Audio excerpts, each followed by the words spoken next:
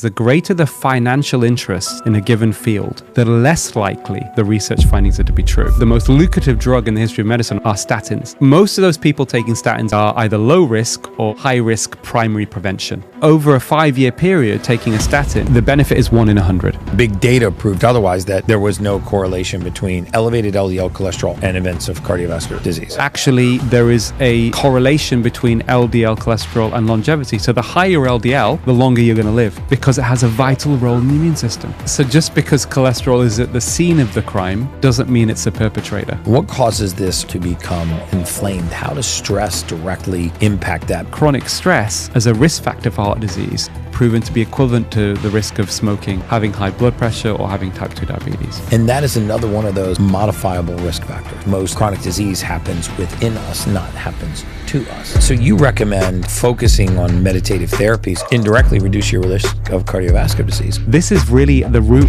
a big part, if not the main part of the solution to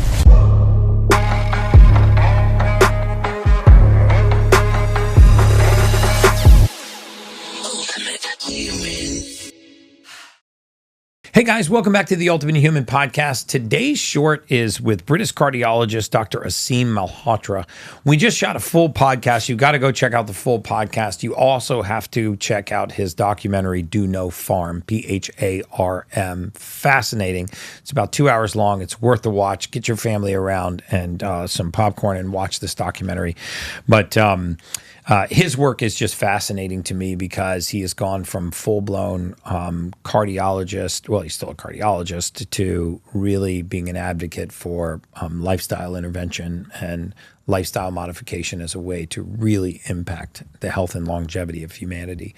And as soon as the podcast ended, we started talking about statin therapy, and we covered all kinds of things on the full length podcast. And there's so many of you that have elevated levels of LDL cholesterol, and the rest of your panel is normal. And I get so many questions about why do I try to vilify pharmaceutical intervention in statins? Well, I'm not a physician. Dr. Malhotra is, so I'd love to just open up a quick conversation with him about the history of statins and some of the work that he's published exposing the research into statin therapy for LDL cholesterol and how it may not be linked, may not be the villain for cardiovascular disease that it's been vilified to be. Does that sound accurate? Yeah. I mean, actually, if you take a step back before I explain that, John Ioannidis is, I call him the Stephen Hawking of medicine. He's professor of medicine at Stanford, most cited medical researcher in the world, statistical genius. And he published a paper, which is the most downloaded paper in the history of medicine, Gary, in 2006 in PLOS ONE, why most published research findings are false. And he gives risk factors for false research. And one of them, he says, is the greater the financial interests in a given field, the less likely the research findings are to be true. Now, no way. Now, that's relevant because the most lucrative drug in the history of medicine, and one of the most lucrative, $1 trillion industry, are statins, prescribed to between 200 million and maybe 1 billion people worldwide. Wow. Right? So can we apply that to statins, that concept? Absolutely. Most of those people taking statins are what we call haven't had a heart attack or been diagnosed with a severe blockage. They are either low risk or what we call high risk primary prevention before having an event and they've been prescribed a statin. What they are not told, Gary, is, and this is absolute fact, this is not me selecting data. Right. By the way, I'm going to pull some of this and put the links in the show notes so people can reference this. So over a 5-year period, taking a statin based upon industry-sponsored trials, which have never been independently verified, so likely best case scenario. This is the exact conversation I have with patients, by the way, what I'm telling you. The benefit is 1 in 100. So in preventing a non-fatal heart attack or stroke and not prolonging your life by 1 day. Now, I tell the patients that information to help them make a decision. And most patients, understandably, Gary, say, well, to be honest, doc, I don't think that's very good odds. Right. And then there's anything else I can do. And of course, we then talk about other lifestyle changes. Right. When it comes to LDL lowering, that is absolutely not part of what I do as a cardiologist because the data tells us, and you know this for many years, Gary, probably years before I said it without scientific data behind us just because the statistics proved otherwise. The big data proved otherwise, that there was no correlation between elevated LDL cholesterol on its own Yes. and events of cardiovascular disease. As an independent risk factor, when you correct for what we call triglycerides and HDL, Right. which are all linked to insulin resistance, can be rapidly improved with diet, LDL is not an independent risk factor for heart disease. Right? And the ones that were independent risk factors or had an impact on independent risk factors, like lipo(a), didn't even have pharmaceutical options at the time. Absolutely. To lower. In fact, I think as we sit here today, I'm not sure that there is any No, there isn't. Pharmaceutical target. There isn't. They lipo(a). try and get people on statins or other cholesterol-lowering drugs, and that's the very single-minded bad science approach, if you like. Right. But the other side of it isn't just about the fact that lowering LDL has no harm. We know, certainly in older populations, that actually there is a correlation between LDL cholesterol and longevity. So the higher LDL, Exactly. if you're over 60, the longer you're going to live statistically. Absolutely. Because it has a vital role in the immune system. Yes. So talk a little bit about the role of cholesterol in plaquing, scarring, narrowing of the arteries. Yeah. And how this mechanism, I think earlier I used the analogy that, when there's a fire, the firemen show up. It's called to that site. So cholesterol is kind of like the fireman, right? It shows up to the site of damage. So is it the damage that is the risk factor, or is it the cholesterol that is the risk factor? Yeah. Can you expand upon that? So just because cholesterol is at the scene of the crime doesn't mean it's a perpetrator. Right. It didn't pull the trigger. Absolutely not. And cholesterol really is a response. So we find cholesterol in these deposits, what we call these fatty deposits in the inner lining of the artery. We call these plaques. In layman's terms, that's furring of the arteries. But they're also there with lots of immune cells as well. So there's been a damage to the lining of the inner artery, which is caused by things like smoking or high sugar diets, for example, stress, insulin resistance, right? Yeah. And then the response to that damage to try and heal the artery is when you get these deposits and cholesterol is there. So cholesterol is not the driver. It just happens to be at the scene of the crime.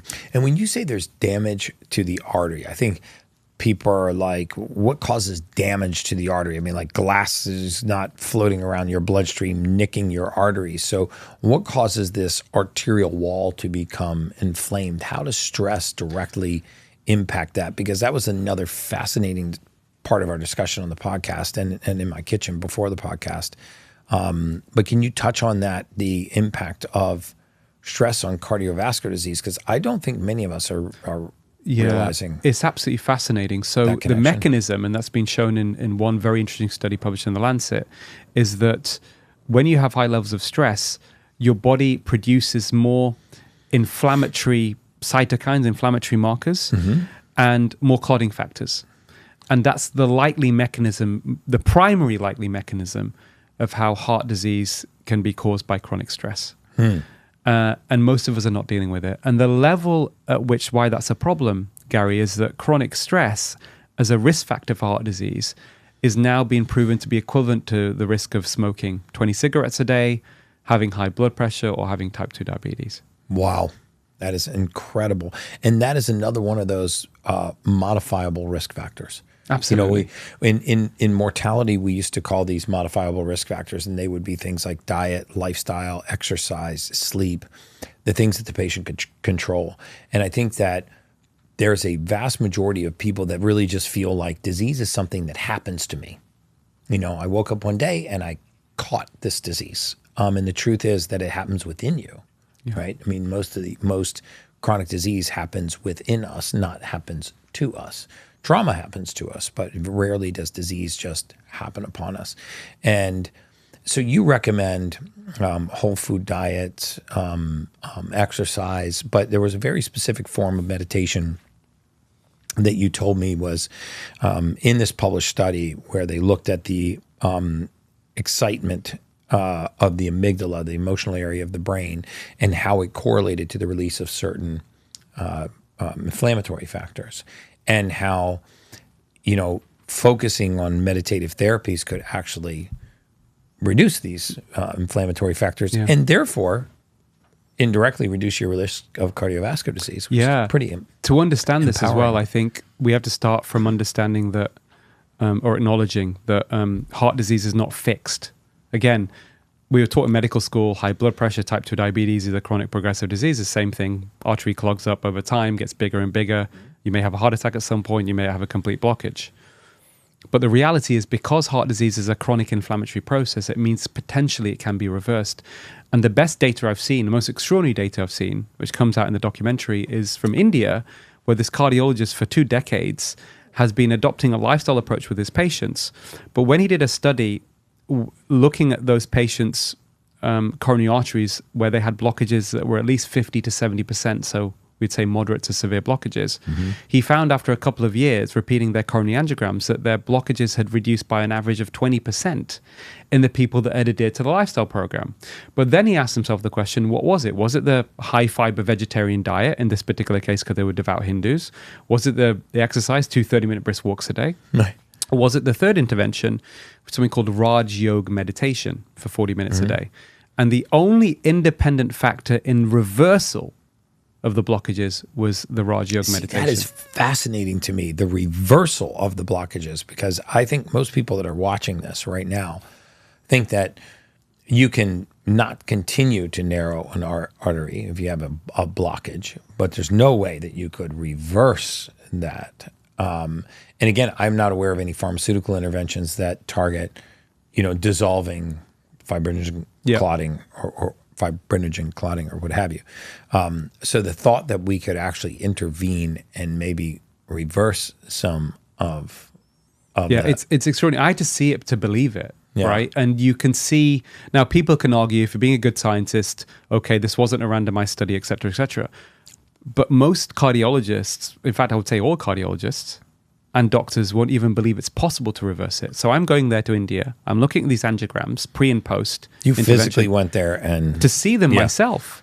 And the patients came with their stories. There were scores of patients who turned up who wanted to tell their stories of their transformation of their lifestyle. But what they emphasize, Gary, which I think it takes things to another level, and I think we can give a plausible explanation for this even biologically, is it was a spiritual transformation for them. They introduced this sort of breathwork meditation practice, but it went beyond that. He would get the families in with the cardiac patients for 7 days in this ashram, talk about what's causing them anger and stress, their relationships, their work. And it was all of that, really treating all of that. And these people, became more spiritual, if you like, broke addictions. And I think all of that together, everything comes back ultimately to the mind, in my view. And where we're going wrong in society is our loss of connection with what it means to be human, loss of connection to nature, loss of connection to each other. This is really the root, is a big part, if not the main part of the solution to saving humanity from the current trajectory we're going in, which is very, very bleak at the moment. And it gives us hope that there is something we can do as individuals, but also as a society. So do you recommend that, aside from, dietary and lifestyle changes, where can someone find out, where could they start a journey towards meditation? Because, as a full confession, I've tried many, many times to meditate. I've had guided meditation. My wife and I went to a 9-day Ayurvedic retreat in the Boone Mountains in the Carolinas, which was amazing. And I got a lot out of it. We did some chanting at the end of the day. We ate all, Ayurvedic foods for the week. And I did some guided meditation sessions. I do breath work every morning, and I do horizon gazing, and I allow sunlight in my eyes. And immediately when I'm done that session, which cost me $0, I feel demonstratively better. And a part of it is I just try to focus on my breath. I horizon gaze and try actually not to allow thoughts to enter into my mind. And I do, 3 rounds of 30 breaths. I would say of all the things that I have in my routine, that's not only the most consistent, but it's the one that is the most portable. I can take it anywhere that I go. When you have red light therapy beds or, PMF mats in your bed, they're hard to take with you when you travel, but the breath work can travel with. Where could somebody find out how to practice this style of meditation, and how long does it take for someone to do this? And do you do it? Yeah, I try to follow my own advice. Absolutely, Gary, I do. And That's good to especially, hear. especially when people like us, when sticking our head above the parapet, there Right. are obviously lots of external, obstacles that come our way. And I do about 30 to 40 minutes of breath work first thing in the morning and do a diaphragmatic breathing. I learned this from a cardiac nurse who's in my documentary, who individualizes a bit of psychotherapy and breathwork for my patients. So she taught me how to do this. But I think if they want a very easy, simple way, I think if they just go to YouTube and look at doing breathwork properly, and it's a form of diaphragmatic breathing specifically, they can at least start from that perspective. Diaphragmatic breathing, and what was the form of meditation that you referred to? It's called Raj Yoga. Raj Yoga. R-A-J. R-A-J, which means king. Yoga. Raj Yoga. Raj Yoga. Okay, meditation. Raj Yoga meditation. Yeah. So, guys, I just wanted to run a quick podcast short with Dr. Malhotra. Please check out the full-length podcast. But what we've been saying for so many years, the big data is going to set us free.